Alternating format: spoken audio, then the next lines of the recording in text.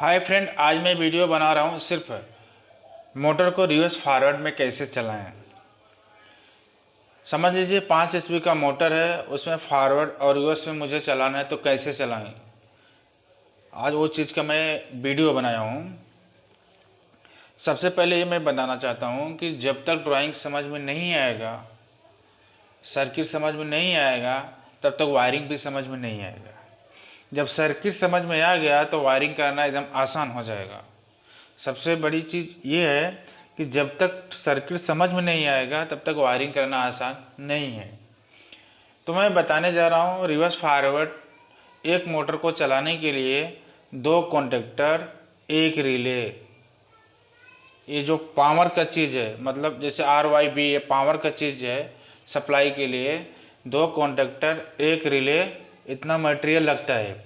उसको push button हाथ से रिवर्स फॉरवर्ड करने के लिए 2 पुश बटन, एक इमरजेंसी पुश बटन, यानी कि एक emergency push button, 2 reverse forward push button, 3 push button, 2 contactor, एक रिले और प्लस मोटर, इतना मटेरियल लगता है। तो आज मैं बताने जा रहा हूँ, ये RYB सप्लाई है, ये RYB सप्लाई है और ये K1 K2, ये फॉरवर्ड का, ये रिवर्स का पावर कॉन्टेक्टर है। इसके नीचे एक रिले लगा हुआ है जिसको बोलते हैं ओवरलोड रिले, और इसके नीचे ये मोटर है, 5 HP का मोटर है, समझ लीजिए 5 HP का मोटर है। और ये 95-96 रिले के अंदर जो सप्लाई बाईपास होता है वो NC कॉन्टेक्ट है 95-96। ये देखो इधर भी लिखा है 95-96। ये रिले के अंदर NC कॉन्टेक्ट रहता है। इसके लिए रहता है कि समझ लीजिए ओवरलोड होता है तो वहाँ से सप्लाई रीसेट हो जाता है, बंद हो जाता है। तो ये कॉन्टेक्टर के सेफ्टी के लिए है। और दूसरी बात, ये फॉरवर्ड का कॉन्टेक्टर हो गया, ये रिवर्स का हो गया, ये ओवरलोड रिले, ये मोटर हो गया 5 HP का, समझ लीजिए। और ये 95-96 ये रिले का NC कॉन्टेक्ट हो गया। इसके बाद एक इमरजेंसी पुश बटन है। इमरजेंसी पुश बटन इसके लिए दिया है कि ताकि कुछ समझो कुछ तकलीफ़ हुआ तो हम इमरजेंसी दबा के स्टार्टर को बंद कर सकते हैं। और इसके बाद में ये पुश बटन है, ये नो पुश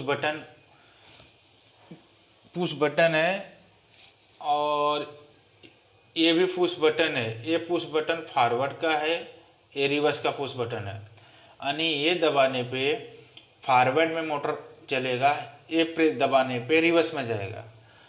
और ये K1 K2 यही पावर कॉन्टेक्टर है, K1 K2 यही पावर कॉन्टेक्टर है, K1 K2 यही पावर कॉन्टेक्टर है। यानी ये सर्किट तुम्हारा पावर का है, ये कंट्रोल का है। कंट्रोल के मतलब ये हो गया, हम पुश बटन पे जो ऑपरेट करेंगे उसको हम कंट्रोल सर्किट बोलते हैं। जो कनेक्शन मोटर में सप्लाई जाएगा उसको हम पावर सर्किट बोलते हैं। और ये जो ड्राइंग मैंने बनाया इसमें फेरूल नंबर भी डाला हुआ है। फेरूल नंबर इसके लिए डालते हैं ताकि वायर कहाँ से कहाँ जा रहा है हमको समझ में आना चाहिए। अभी देखो, सबसे पहले मैं कंट्रोल सर्किट कैसा कनेक्शन वायरिंग किया हूँ, ड्राइंग कैसा बनाया हूँ, वो चीज़ आपको बताने जा रहा हूँ। अभी समझिए R फेज से सप्लाई है, ये R फेज समझ लो एक फेरूल है, ये वायर है। R फेज सप्लाई सबसे पहले कहाँ आया, 95-96 में। ये 95-96 ये तुम्हारा रिले का NC कॉन्टेक्ट है, ये रिले का 95-96। ये देखो 95-96 यहाँ ये मैं जो बनाया हूँ ना, ये रिले है, समझ लीजिए ये रिले है। 95-96 ये रिले का NC कॉन्टेक्ट हो गया। फिर R नंबर सप्लाई वहाँ पे आया, 95 में कनेक्शन हो गया। इसके बाद में वहाँ से 1 नंबर का वायर निकला। ये देखो जो 1 नंबर है ये फेरूल नंबर है, 1 नंबर का वायर निकला 96 में से इमरजेंसी पुश बटन में गया। इमरजेंसी पुश बटन के एनसी में गया, यानी कि ये ऊपर की साइड हो गया कि नीचे की साइड हो गया। तो 96 ओवरलोड रिले से सप्लाई निकला 1 नंबर का, ये इमरजेंसी पुश बटन में गया, इमरजेंसी पुश बटन में गया। फिर वहाँ से 1 नंबर का वायर यहाँ से यहाँ तक हो गया, अभी वहाँ से वो डिस्कनेक्ट हो गया। अभी वहाँ से 2 नंबर का, उसके नीचे से 2 नंबर का वायर निकला। ये 2 नंबर का, मैं समझ लीजिए मेरा वायर का नंबर है फेरुल है। 2 नंबर वायर निकला, ये कहाँ गया, एक फॉरवर्ड के पुश बटन के एनो के ऊपर की साइड गया, एक रिवर्स के पुश बटन के ऊपर के साइड में गया। यानी कि 2 नंबर का वायर 3 जगह गया, एक फॉरवर्ड में गया, एक रिवर्स में गया, एक इमरजेंसी में गया। इसके बाद डिस्कनेक्ट हो गया, मतलब 2 नंबर का वायर वहीं से वहीं तक आगे नहीं जाएगा। इसके बाद में 3 नंबर आइए, 3 नंबर में जो वायर ये निकला 3 नंबर का, ये एनो कॉन्टेक्ट पुश बटन है फॉरवर्ड का। पुश बटन के नीचे की साइड से निकला वायर सीधा कहाँ गया, कॉन्टेक्टर के Q1 के A1 में गया। अभी समझ लीजिए Q1 का A1 ये तुम्हारा कॉइल हो गया, ठीक है, Q1 का A1 ये तुम्हारा कॉइल हो गया। तो ये सप्लाई एनो में से पुश बटन में से निकल के 3 नंबर सीधा कॉन्टेक्टर के कॉइल में गया। कॉइल में इसके लिए गया, ये प्रेस करने के बाद यहाँ पे कॉइल को ऑपरेट मतलब सप्लाई मिलेगा। जब सप्लाई मिलेगा कॉइल कॉन्टेक्टर फट से ऑन हो जाएगा, ठीक है। अभी 3 नंबर का वायर पुश बटन से कॉन्टेक्टर के कॉइल में गया। अब बच्चा 4 नंबर का वायर, ये है 4 नंबर का वायर, ये 4 नंबर का वायर है। 4 नंबर का वायर तुम्हारा रिवर्स पुश बटन से निकला, ये देखो रिवर्स पुश बटन से निकला सीधा K2 के A1 में गया। ये देखो K2 का A1 ये है, K2 के A1 में गया, यानी कि रिवर्स पुश बटन से नीचे से वायर निकला K2 के A1 का मतलब कॉइल में गया, ठीक है। अभी ये जो मैं आपको बताया हूँ कंट्रोल सर्किट आपको क्लियर बता दिया। ये फेरुल नंबर है, फेरुल नंबर इसके लिए हम डालते हैं वायर के अंदर ताकि हमको मालूम पड़े मेरा वायर कहाँ से कहाँ गया। अभी सर्किट में जो दिखाया है वो फेरुल नंबर जो मैं डाला हूँ। अभी 1 नंबर का वायर 96 से इमरजेंसी पुश बटन में गया, 1 नंबर का वायर वहीं तक गया। इसके बाद उसके नीचे से 2 नंबर का वायर निकला, 2 नंबर का वायर 3 जगह गया, एक फॉरवर्ड में गया, एक रिवर्स में गया, एक इमरजेंसी में गया। अभी 2 नंबर का वायर का काम ख़त्म हो गया।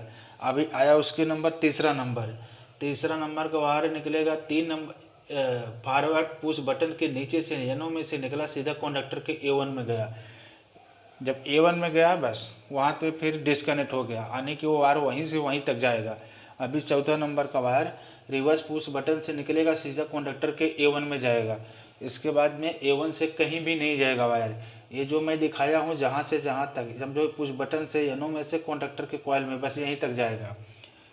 और ये कंट्रोल और बाकी का A2 का तुम्हारा देखो A2 ये कॉमन है सीधा, ये सबको ये तो न्यूट्रल है, A2 ये न्यूट्रल है, A2 ये न्यूट्रल है, A2 न्यूट्रल कॉमन में हो जाएगा।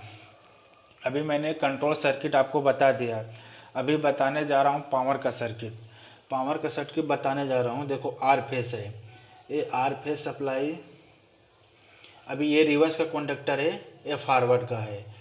फॉरवर्ड में सीधा R phase, Y phase, B phase relay में बाईपास होकर सीधा मोटर में चला जाएगा।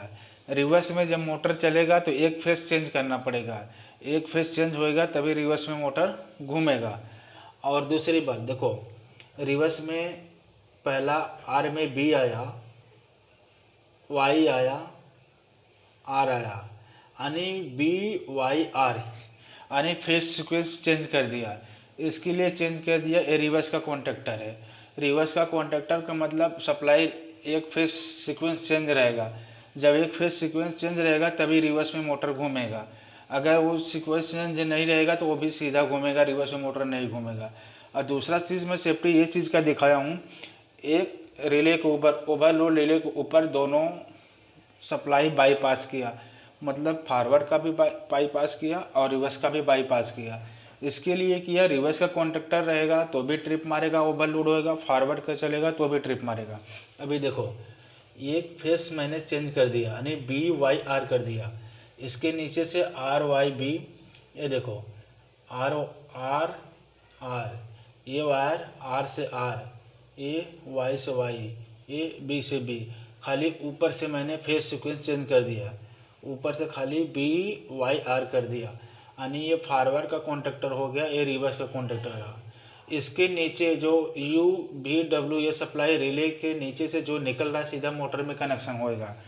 इसके लिए मोटर में कनेक्शन होएगा, मैंने यहाँ पे सप्लाई ले लिया ताकि ये देखो रिले का इनपुट फॉरवर्ड, ये देखो फॉरवर्ड, ये रिवर्स, ये इनपुट सप्लाई रिले के इनपुट में दोनों सप्लाई जा रहा है, फॉरवर्ड का भी जा रहा है, रिवर्स का भी जा रहा है।